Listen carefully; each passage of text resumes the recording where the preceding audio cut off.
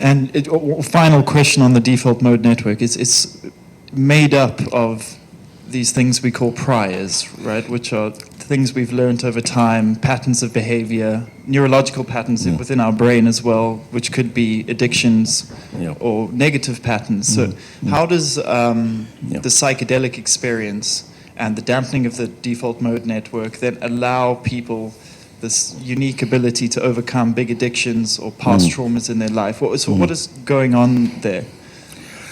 Well, we're not entirely sure, but what is clear is that when people get into altered mood states like depression or obsessive compulsive disorder or anorexia, they have belief systems, or addiction, they have belief systems which they often know are wrong, but which they cannot change. I mean, examples in addiction, for instance. The majority of people who are addicted to a drug actually don't even enjoy using it, but they can't stop. So something in their brain has taken over control of their mind, of their decision making, and unquestionably some of that is in the default mode network. So by disrupting that network, we can, even just transiently over the space of a few hours of the trip, allow people to see that they can be different. And they often find that really remarkably encouraging, because often they've been stuck in depressive or addictive ruminations for decades. But on top of that, they can, when they come out of the trip, they can begin to rethink the way they think about things. And this is the most compelling aspect, that people make new connections during the trip, and afterwards they can build on those and build on those. And somehow, and we don't fully understand why, that they can suppress those thoughts of guilt or those thoughts of craving and build a new way of thinking about even things like alcohol. We have people who say, that they can't now, that we don't encourage it, but we have people who say, now I can drink normally. I don't get locked into that sort of binge-driven behavior. So it is like a reset. And again, we don't fully understand it, and obviously we carry on working in that field. But clinically, it's enormously powerful because it's what people want. Most people don't want to be having the thoughts or the behaviors that are destructive to them. And MDMA, ketamine, they work slightly differently, but seem to have the same results in people's behavior after the treatment. Well, ketamine is similar to psychedelics in the sense that it does fragment ongoing cortical processing, and we think, and that's one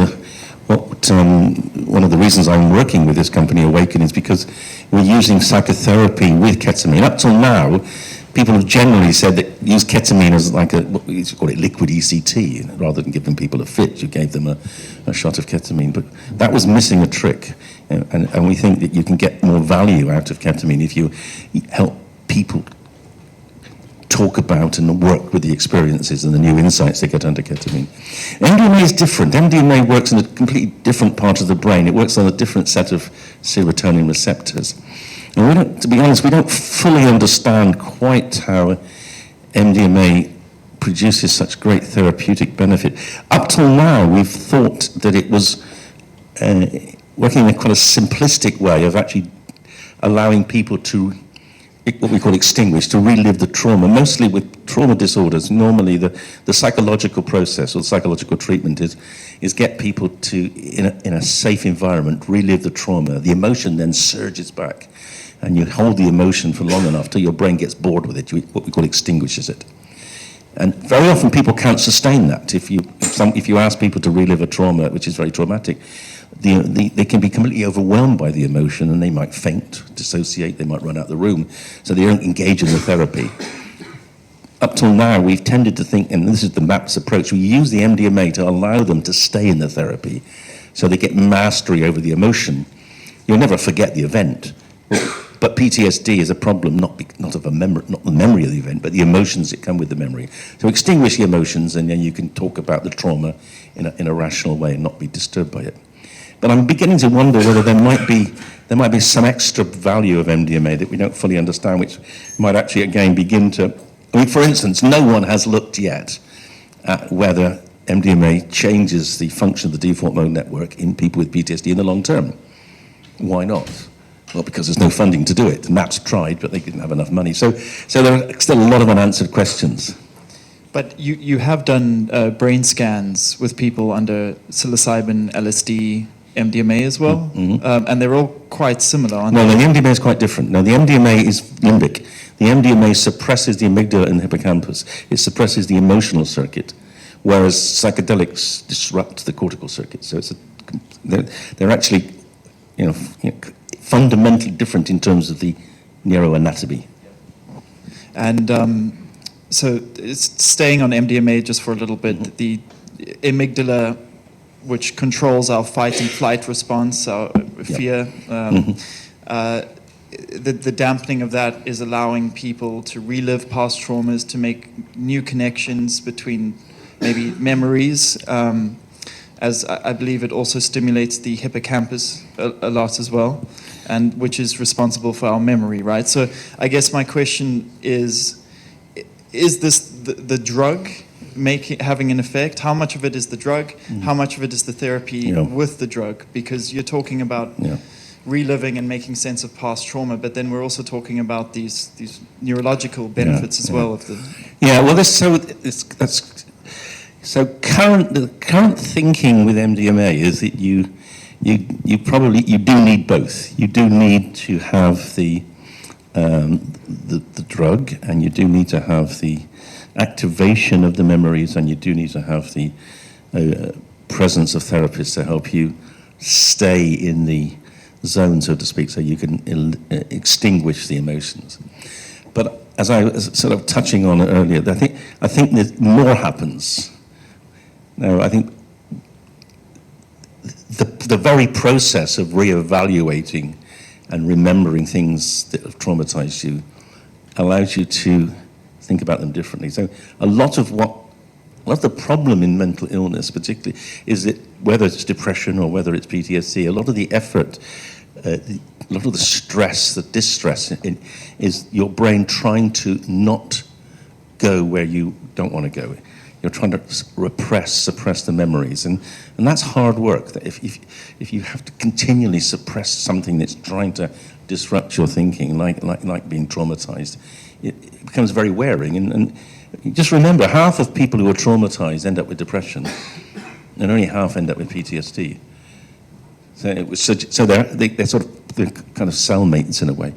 I think there probably is a degree of remodeling the very understanding of your brain relationship with the trauma under MDMA, but it's not been fully studied because, as I say, it is bizarre. So MDMA has been around for 40 odd years. It was widely used therapeutically before it was banned. It's still widely used recreationally, and yet there's only been about 3 studies of MDMA in the brain in the whole history of the world. I mean, it's completely ridiculous how little it's been studied, given both its therapeutic potential and also the large amount of recreational use. Well, and it's hopefully going to be a medicine very soon. That'll make it easier. Yeah. One thing I think it's worth us just explaining a little bit is the Therapeutic Protocol as well. I don't think we've explained how exactly a psychedelic assisted therapy session looks like. I wonder if you could touch on that. Sure. So there are 3 critical phases to psychedelic therapy. The first is preparation. People need to consent. They need to want to do it. It needs to be safe. They need to make sure they don't have any contraindications, and they need to be educated about the process, and particularly about how they and the therapists who are with them will deal with the kind of challenges that come up. Because just to be very clear about this, most of our patients, when they have a psychedelic experience, it's not enjoyable. It's not as if they're sort of going, to heaven and basking in, sunlight and, riding unicorns and things. No, mostly it's engaging with traumas and problems in the past which have led to their depression or their other illnesses. If they don't do that, they're probably not going to get much benefit from it. So we encourage them to go where they need to go, and most of them come back and say that was really difficult and challenging and sometimes quite scary, but there is a benefit. So they need to know that's going to happen, and they need to know that whatever goes on, there will be the therapist there in the room with them.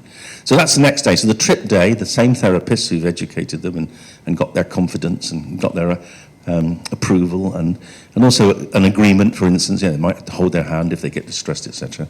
The next day the therapist is there with them and they take the drug and they go through the experience. Normally with eye shades and with earphones, we have playlists. They don't have to have the eye shades, but we prefer them to have them because it encourages them basically to have a bigger and deeper and more meaningful trip. And then the third day, and our subsequent days, we have what we call integration sessions, where they talk to the same therapists about the experience and try to make sense of it, and try to work out how best to use it, to use those experiences, those insights, those connections, to change the way they think about themselves, other people, the future, etc. So it's a three-stage process. And another thing which I think many people are very interested, particularly with the classic psychedelics, is the neuroplasticity that it promotes. I wonder if we could just describe neuroplasticity and what we know psychedelics can contribute. Yeah, so one of the pleasing things about having sort of kick-started this field with human studies is it's ignited interest in sort of the preclinical scientists. Who saying, well, hang on a sec, if this is going to be a new treatment for depression, we better start getting some grants. There's almost certainly a load more money being spent on preclinical research by governments than there is on the clinical research. So these preclinical scientists have got all the tools. They can look into the brains, they can take slices of brains, they can measure all sorts of interesting changes in the chemical neurotransmitter. And one of the clearest effects of the classic psychedelics is that they promote the growth of parts of the neurons we call the dendrites and synapses. So they actually increase the capacity of the brain to lay down new thoughts and new learnings and potentially new behaviors. And that's called neuroplasticity. And it's a consistent phenomenon of many psychedelics. In fact, it's such an interesting phenomenon that people have started saying, well, hang on a second, maybe maybe neuroplasticity could help other conditions, not just depression and addiction. Maybe it could help neurological conditions, and in fact it can. And we are now in the process of exploring whether non-psychedelic doses of DMT, given intravenously over a few hours, can help people with stroke recover more quickly, to see if we can actually get neuroplastic effects in neurological disorders as well. It's very early days, but it's certainly the preclinical models suggest it works. And correct me if I'm wrong, but there's also believed to be a period of neuroplasticity after a large dose of psychedelics as well, which is partly what aids the integration and why the integration is very important, because in the protocol that David explained just now, you have a lot of integration work and therapy work with your therapist, your psychedelic healer, and how long is that period of neuroplasticity and what exactly is happening? Well, we don't know how long it is, but what we can say, and this is one of the most exciting things that's come out, probably second to the fact that these drugs can treat depression, is the fact that 3 weeks after a psilocybin trip, the brain is still flexible. And that increased flexibility almost certainly correlates with increased plasticity. We haven't studied it longer. Maybe it will be flexible forever. I don't know. but it looks as if it's an enduring effect, at least for 3 weeks. It's fascinating, and I think this talk of neuroplasticity also takes us a little bit away from, I suppose, the classic psychedelics and a little bit into the world of drug discovery and big pharma. My question to you is, with the amount of money that's been invested by the likes of the U.S. Department of Defense, DARPA, and many other governments around the world in these neuropsychoplastogens, they call them, which are intended to be maybe replacements for SSRIs. How do you see the future? Well, I better explain to the audience because I think you've gone very deep there. Let me, yes, quite. So, the neuroplasticity produced by psychedelics is powerful, and it can be induced by doses which are not psychedelic. And that's led to companies, and also led, as Sean said, to the Department of Defense in America investing enormous amounts of money. They put nearly $30 million into a program to make neuroplastogens, non-psychedelic psychedelics, drugs which will grow the brain, but which will not produce a trip. Now, that's because it will be a lot easier to sell a non-psychedelic psychedelic than a psychedelic. And particularly for the US military, because just a bit of an aside, you probably all know that the vast majority of US states have medical cannabis. In fact, quite a lot of them have recreational cannabis. But it's still illegal under federal law. That means a lot of the veterans in the veterans' hospitals aren't allowed to have access to cannabis. And the same is likely to be true of MDMA. So when MDMA gets licensed next year, hopefully, as it will in the States, it will still be a Schedule I drug in America. And until the Senate changes the law, American servicemen won't be allowed access. So the Department of Defense is trying to circumvent that by getting invented non-psychedelic drugs so that they won't be controlled and they can therefore be used. Now the question is, will they work? No one has a clue. And will they not be psychedelic in humans? No one has a clue because they've not been given to humans yet. But we can say that they don't seem to cause the twitching in a mouse, which is the current way they assess whether they're psychedelic. So it's... We do have some phase 1 trials now. I guess, is that also exciting because we can treat things like brain injury, potentially Alzheimer's? What other conditions? Yeah, it's very interesting. I think, but I want to caution, neuroplasticity is a fundamental process. The fact that any of you have remembered anything I've said is because you've got neuroplasticity going on all the time. Every memory is a neuroplastic event. But enhancing that could be hugely important for disorders, as you say, like Alzheimer's, like traumatic brain injury, maybe even just growing up, I don't know. So it's a fantastic sort of arena of potential new research. I think it's very unlikely, and you're getting this for free, by the way. I don't need an investment analyst, he probably could afford me, but I'm going to give you free anyway. I'd be very surprised if a sub-psychedelic dose of a plastogen was as effective. A single dose would be as effective as a psychedelic dose. That's all I'm saying.